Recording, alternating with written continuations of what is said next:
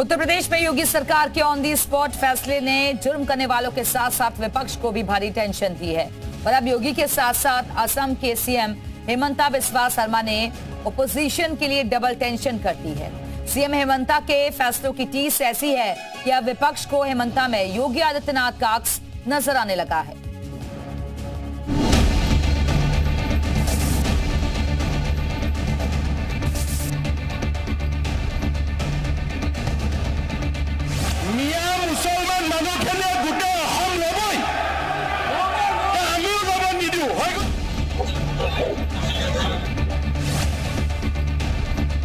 असम में हेमंता का एक्शन, विपक्ष की नई टेंशन। एक तरफ योगी का हंटर, दूसरी तरफ हेमंता के ऑर्डर। योगी बाबा सब पर भारी, अब बिस्वा शर्मा की बात। ये योगी जी के चाइनीज रेप्लिका है। तेजस्वी यादव के ये शब्द बताने के लिए काफी हैं कि विपक्ष के लिए योगी के नाम और काम को चुनौती देना कितना मुश्किल हो रहा है। यही वजह है कि जब मुस्लिम समुदाय को लेकर असम से एक के बाद एक फैसले आने लगे तो विपक्ष को सीएम हेमंता में सीएम योगी का अक्स नजर आने लगे। अब चूंकि जबान विपक्षी है तो शब्द भी चुभोने वाले ही इस्तेमाल किए गए। जो वहाँ के मुख्यमंत्री हैं वो सस्ती लोकप्रियता चाहते हैं। ये योगी जी के चाइनीज रेप्लिका है। ये चाहते हैं कि भाई पूरी तरीके से जो है माहौल जो है बिगड़े। वहाँ योगी जी बुलडोजर चलवा रहे हैं, यहाँ नवाज जो है बंद करवाने का काम कर रहे हैं। अब आपको योगी के बाद हेमंता से विपक्ष को डर क्यों लगने लगा है उसकी वजह बताते हैं। दरअसल असम में सीएम हेमंता बिस्वा शर्मा का मिशन मियां मुसलमान जारी है और हेमंता के एक्शन पर सियासत भी फुल मोड में जारी है। शुक्रवार को असम सरकार ने असम विधानसभा में जुमे की नमाज के लिए मिलने वाले ब्रेक को खत्म कर दिया। शुक्रवार को नमाज अदा करने के लिए 2 घंटे का जुमा ब्रेक दिया जाता था।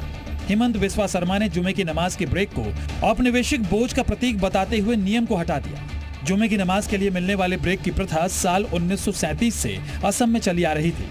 मुस्लिम लीग के सैयद सादुल्ला की ओर से 9 दशक पहले इस प्रथा को शुरू किया गया था। आज हमारे विधायक लोगों ने निर्णय किया कि हम विधानसभा में आता हूं काम करने के लिए, हमको प्रोडक्टिविटी चाहिए, तो इसीलिए हमें शुक्रवार का दिन भी हम लोग विधानसभा करेगा, नॉन स्टॉप हम लोग विधानसभा करेगा। 2 घंटा का हमें छुट्टी नहीं चाहिए।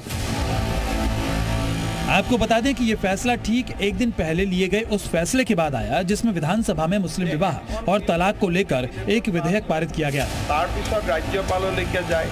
इस विधेयक के जरिए हेमंता सरकार ने असम में निकाह और तलाक का सरकारी पंजीकरण अनिवार्य कर दिया, तो साथ ही काजियों की ताकत को भी कम कर दिया। ऐसे में मुस्लिम नेता और मुस्लिम धर्मगुरुओं की तरफ से विरोध होना तय था और हो भी वही रहा है। धर्म के लोग दूसरे धर्म के लोगों को उपासना वर्शिप में अगर रेस्पेक्ट करेंगे तो इसमें प्यार और मोहब्बत बढ़ती है। इसको रहने दीजिए। उन्होंने मुखालफत की है लेकिन नहीं माना। रूल्स कमेटी में स्पीकर के नेतृत्व में उनकी अक्सरियत है, उन लोगों ने जबरदस्ती इसको कर लिया। करने दीजिए, जुमा की नमाज हम तो पढ़ेंगे। वो परेशानी में मुब्तला है कि अपने हमारे बिरादरान वतन जो हमारे हिंदू भाई हैं उन लोगों को ये कैसे दिखाएं कि हम उनके लिए कुछ कर रहे हैं। तो ये बिल भी एक बिलावजी की कोशिश है, इससे कोई फर्क पड़ने वाला नहीं है। जुमे की नमाज पर हेमंता सरकार का फरमान सामने आया तो सियासत भी शुरू हो गई। विपक्ष ने हेमंता सरकार के फैसले को एंटी हिंदू बताया, तो वहीं बीजेपी सरकार असम के फैसले को सही बताते हुए विपक्ष पर ही हमलावर नजर आ रही है। जो असम की जो मुख्यमंत्री है वो सस्ती लोकप्रियता के लिए इस तरह से करते हैं। ये है कौन? ये केवल सस्ती लोकप्रियता चाहते हैं और ये भाजपा के लोगों ने मुसलमान भाइयों को एक सॉफ्ट टारगेट बना लिया है। ये भले पूरे बिहार में, पूरे उत्तर प्रदेश में शुक्रवार को छुट्टी घोषित कर देंगे। मैं जानता हूँ अगर ये राहुल गांधी, तेजस्वी यादव, अखिलेश की सरकार आगे बनेगी तो भारत को ये पाकिस्तान बना देंगे और बांग्लादेश बना देंगे। यही काम ये करना चाहते हैं। विपक्ष के आरोपों पर असम के मुख्यमंत्री ने भी जवाब दिया।